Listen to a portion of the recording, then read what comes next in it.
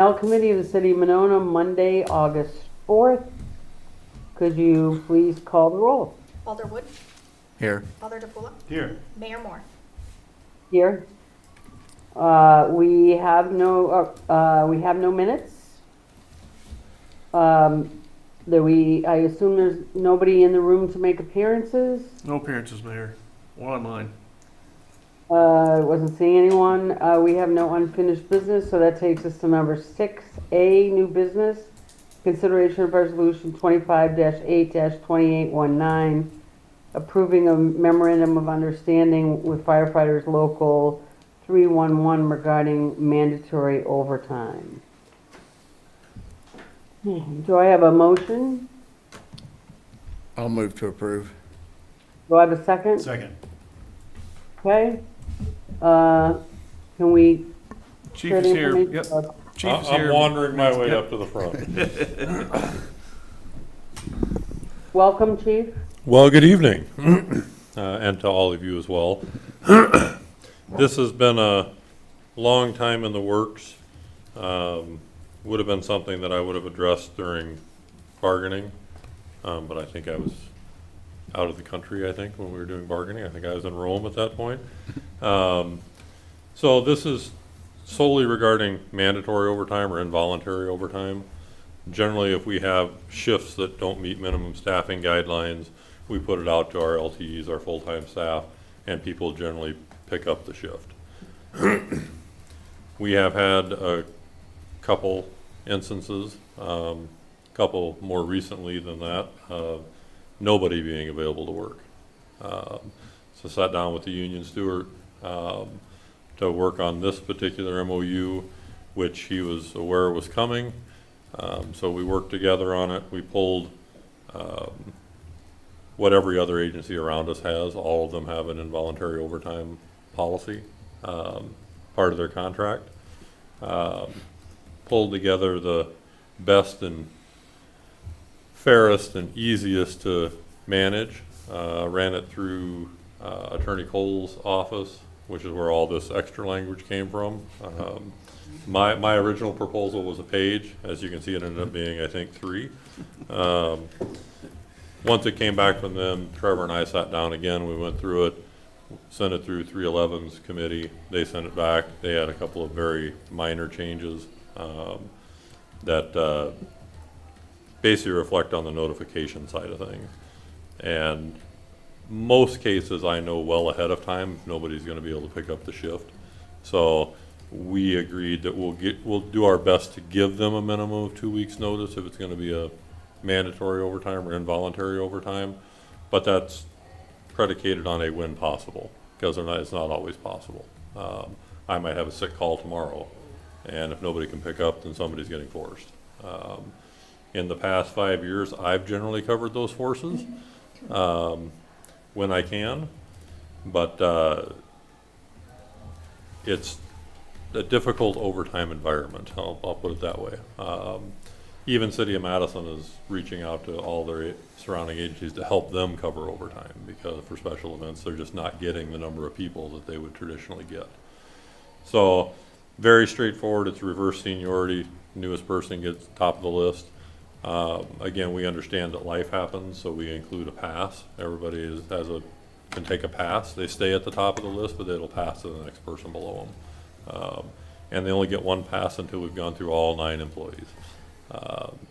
The only other thing that we agreed on in there is double time if it's a last minute forced overtime. If I call somebody and say, you got to be here tomorrow, has to be some incentive for upsetting their life a little bit to be here tomorrow.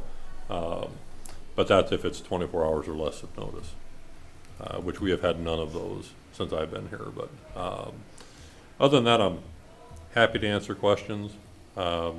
Again, this is a pretty standard policy build off of all the affiliates and Madison for their involuntary overtime.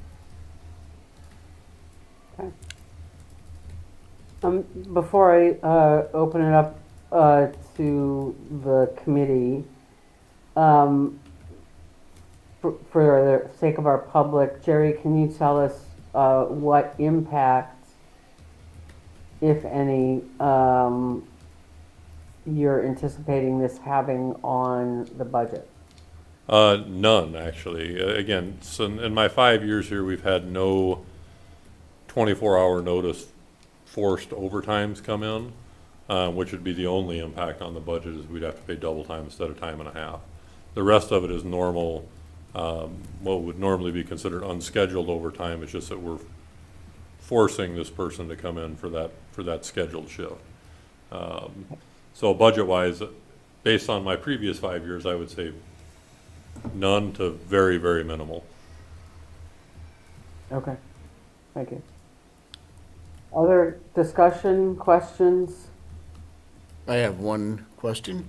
So if an employee uses up their pass option and then the next time they still refuse, I mean, if you get to the end of the road and they refuse it, what?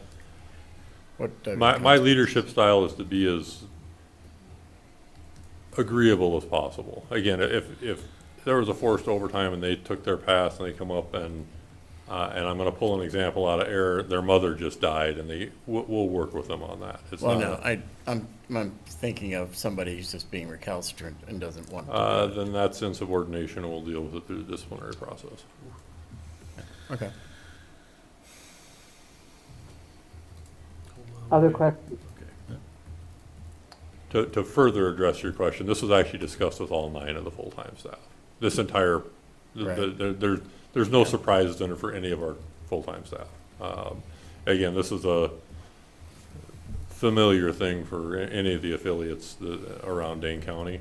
There's been very few issues that I'm aware of with any of the affiliates with implementing this. Good. I just, whenever I see, somebody shall do something, it's sort of, well, what if they say no? Yeah, You know, and then it's considered comes to mind. insubordination, and we'll deal with it through the contract disciplinary process. Yeah. No, looks good to me, and I think Attorney Cole's additions are also good. So got to cross the Ts and dot the Is. Yes. Agree. Patrick, do you have anything? Nope, I agree with Doug. Okay. Being the case, all those in favor say aye. Oh, sorry, it's MOU, so we're good. All those in favor say aye. Aye. Aye. The motion carries. All right, thank you. Thank you. Thank you.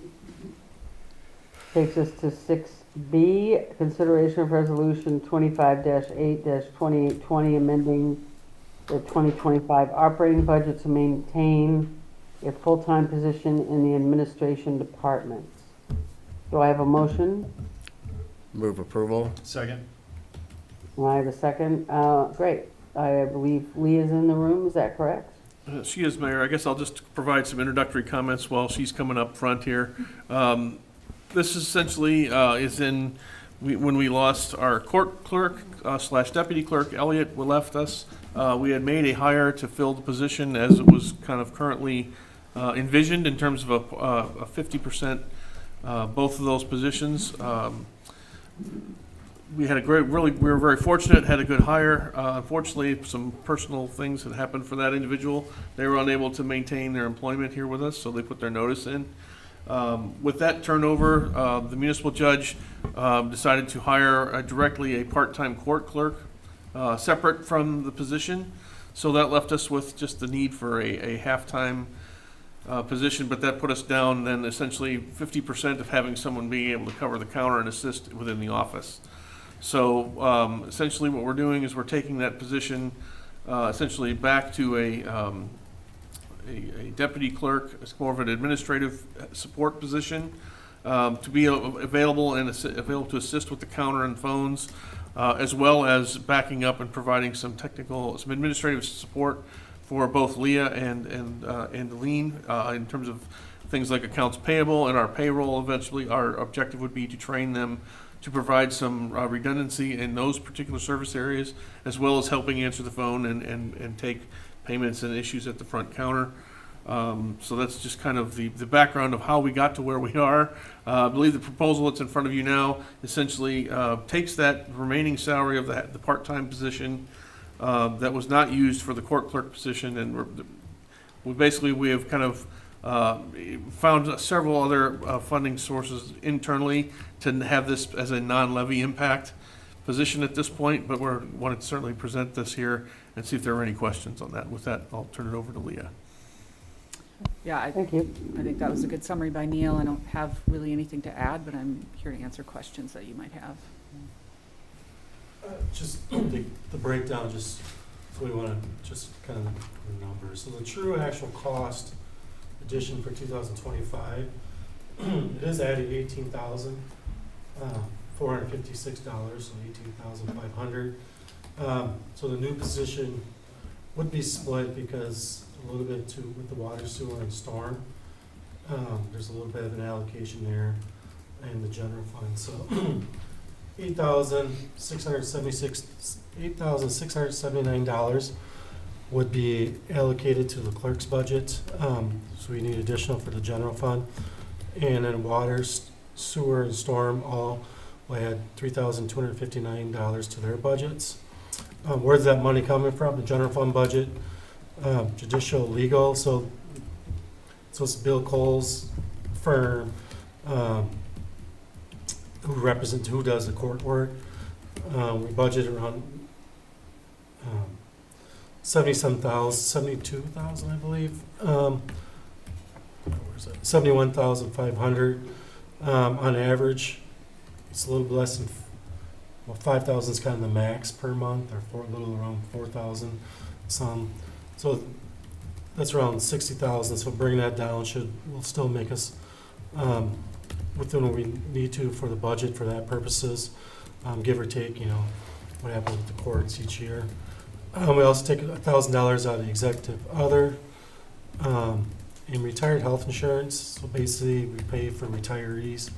That's been down this last couple of years. So, and what the projections are. So take some money out of there. And then water, taking $3,259 out of miscellaneous general expenses. Sewer and storm both taken out of their repair budgets. In both of those, we have never reached the maxed in the prior years, so that's, to me, seemed like a safe place to take it from. That's all I have. Mark, what do you anticipate? I know my understanding is that it's not impacting levy in 25, or it doesn't have impact in 25, but what could we anticipate, assuming that we all understand the need for this position longer term? Do we have any sense, or is it too early because we're just starting operating budget matters, but do you have a sense of what the impact will be?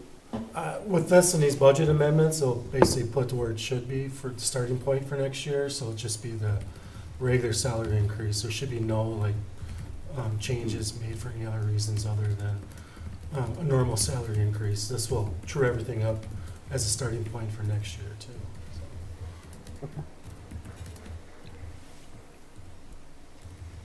Questions from Doug or from Patrick?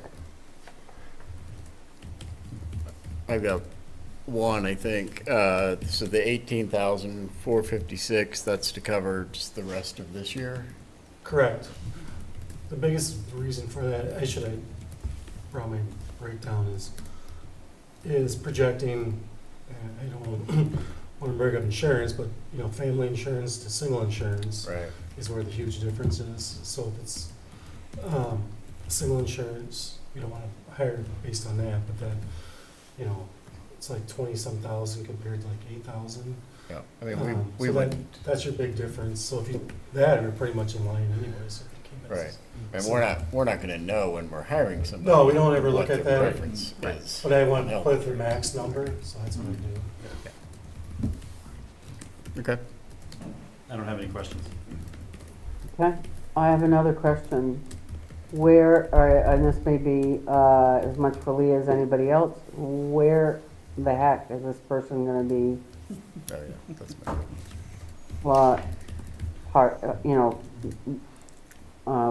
Where are they going to have a desk? Where are they going to have a position? So Mayor, the current, or the previous court clerk, deputy clerk sat in the sort of general main area behind the front counter, along with the deputy, or the utility clerk and deputy Right. clerk. We sort of did some reconfiguring. Public Works helped us sort of figure a little bit of the front counter. So that's a little bit easier for multiple people to be up there, working and helping customers. So our plan would be to move the utility clerk back to where the court clerk, deputy clerk used to be, and then have a 3-person sort of modular workspace in the back of the office, that the court clerk would utilize when he's in the office. Okay. And then we're out of room. Yeah. We're capped. My assumption was we already were, frankly, so. Where there's a will, there's a way sometimes, but yeah. Yeah. And thanks to Public Works for that too, obviously. It'll be a cozy group. Yes. Unless there's any other questions, all those in favor say aye. I think Mark, Just one quick thing, it's Right. start on the agenda for the next meeting, if that's something you're willing to do, only because we'd like to get the process started, with getting the, job descriptions out there.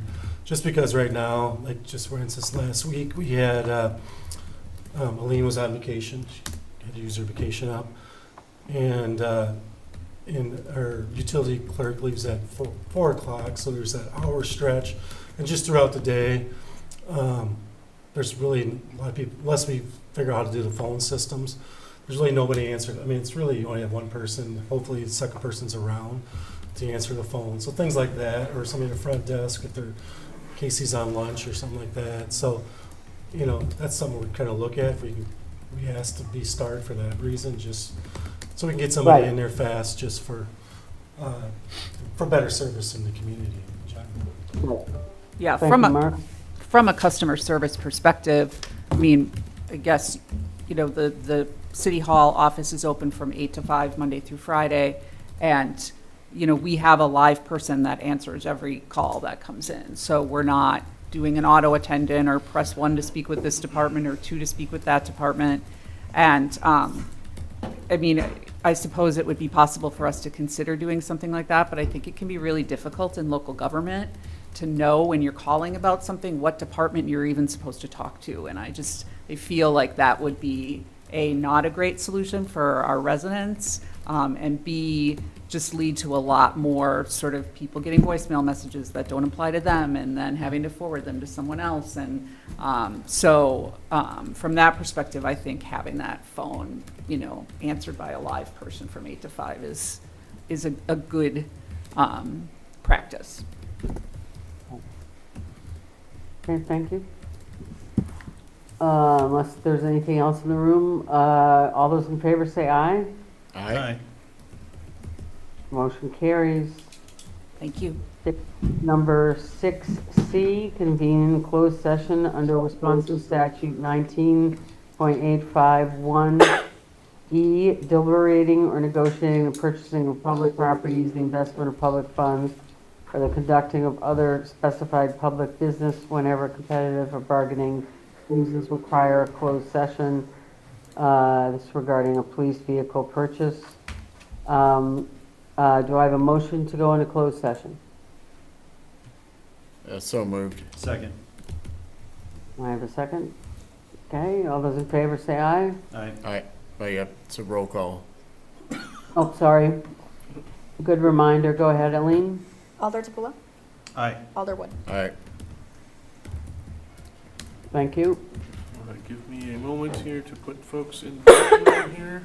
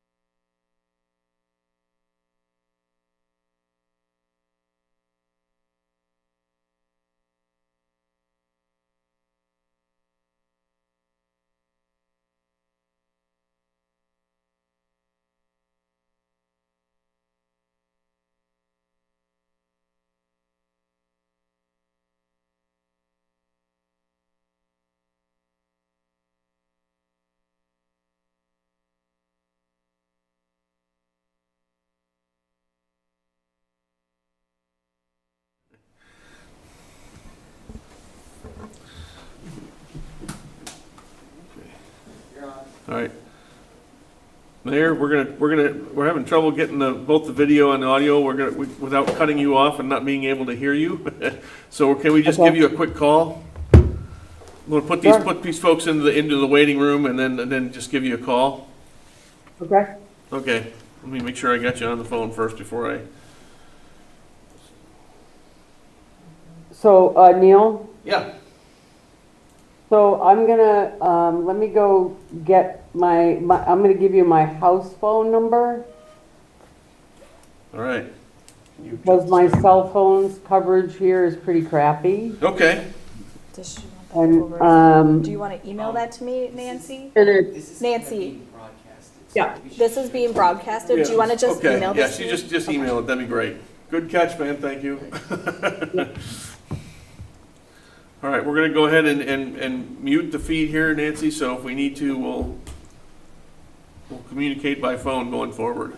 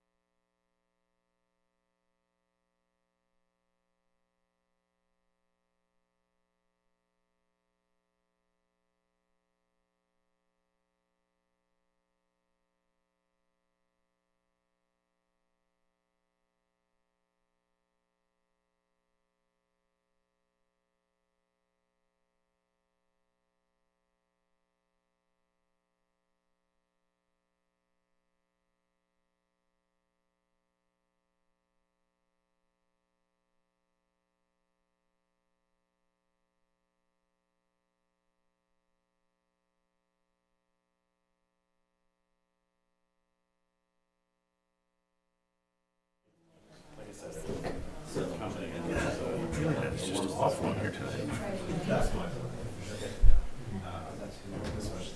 All right, Mayor, I think, can you hear us okay, Nancy? You're muted. I think we're going back, yeah, let's see. She's on mute.